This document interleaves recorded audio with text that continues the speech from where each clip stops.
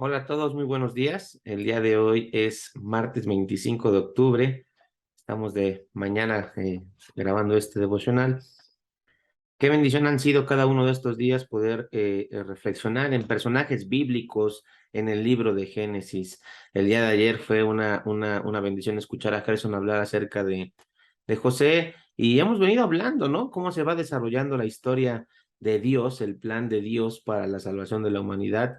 Primeramente en Adán, después vimos ahí a personajes como Noé, como Lot, como Abraham, y cómo después de empezar con Abraham, la historia de Dios se enfoca de Abraham y la familia de Abraham.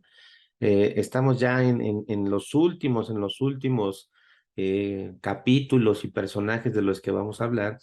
Y el día de hoy vamos a hablar acerca de la historia de Rubén en nuestro devocional número 13.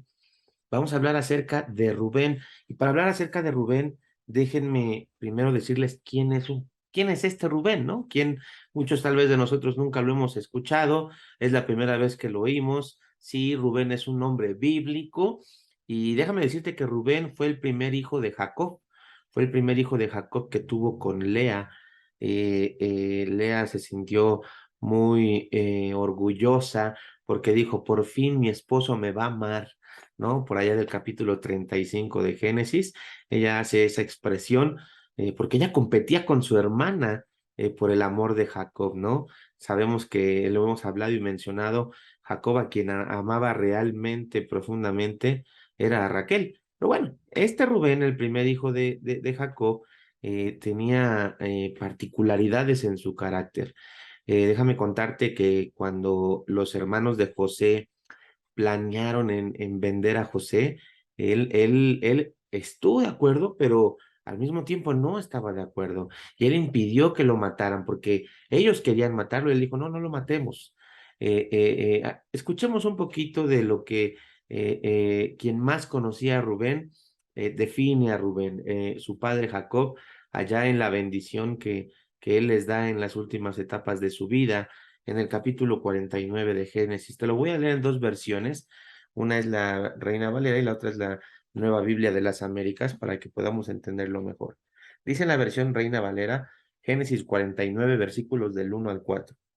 Y llamó Jacob a sus hijos y dijo, juntaos y os declararé lo que os ha de acontecer en los días venideros. Juntaos y oíd, hijos de Jacob, y escuchad a vuestro padre Israel.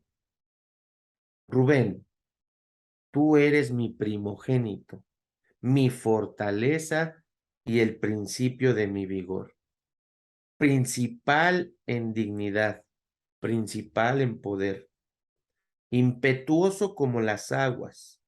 No serás el principal, por cuanto subiste al lecho de tu padre. Entonces te envileciste subiendo a mi estrado. Escucha la Nueva Biblia de las Américas. Entonces Jacob llamó a sus hijos y les dijo, reúnanse para que les diga, para que les haga saber lo que les ha de acontecer en los días venideros. Júntense y oigan, hijos de Jacob, y escuchen a Israel su padre. Rubén, tú eres mi primogénito, mi poderío y el principio de mi vigor, prominente en dignidad y prominente en poder. Incontrolable eres como el agua. No tendrás preeminencia porque subiste a la cama de tu padre y la profanaste. Él subió a mi lecho. Y efectivamente, esta acusación suena interesante, es grave, es una acusación grave. La Biblia nos enseña en el capítulo 35 de Génesis, versículo 22, que efectivamente Rubén, ¿qué crees que hizo?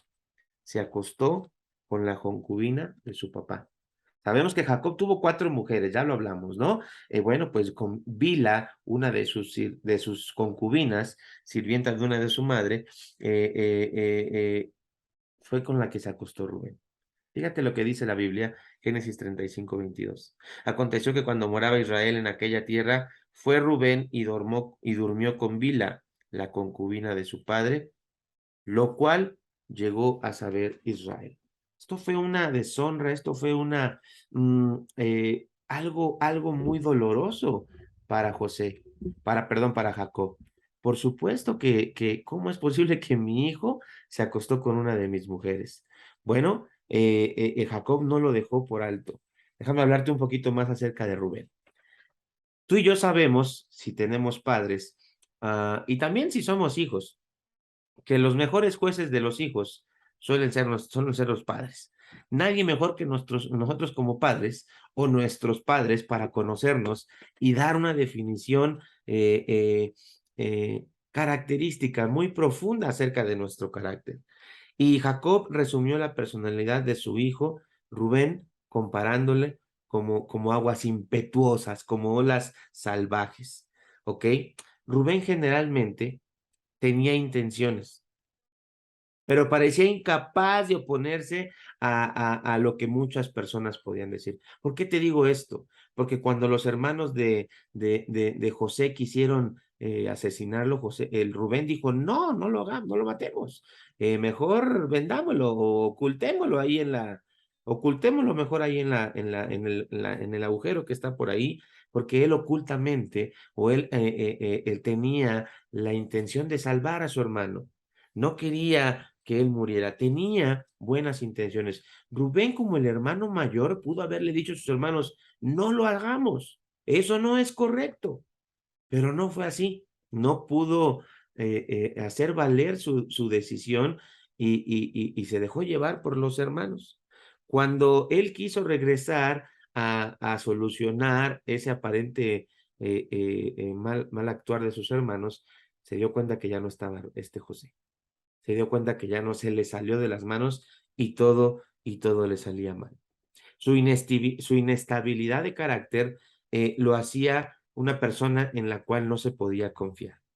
Tenía valores tanto privados como públicos. ¿Por qué digo esto? Vemos en la Biblia que él no quería que su hermano muriera, pero no lo manifestó públicamente delante de sus hermanos, sino que se dio. Estos valores que él tenía se contradecían entre sí. Como te lo repetí hace rato, él estuvo de acuerdo con sus hermanos en la acción contra José, con la esperanza de contrarrestar ese mal cuando sus hermanos no lo vieran. Su plan fracasó. El compromiso tiene una forma de destruir convicciones. Sin convicciones, la falta de dirección destruirá tu vida. Parecería que la acción de Rubén en el acostarse, en el tener intimidad con la concubina de su padre, mató, opacó, echó tierra lo poco que le quedaba de integridad que había mostrado antes en su vida. Y déjame hacerte una pregunta. ¿Qué tan consistentes son nuestras vidas públicas y privadas? ¿Tenemos intenciones buenas, pero nuestras acciones no lo demuestran por agradar a los demás? ¿O estamos aparentando algo que realmente no somos aquí adentro?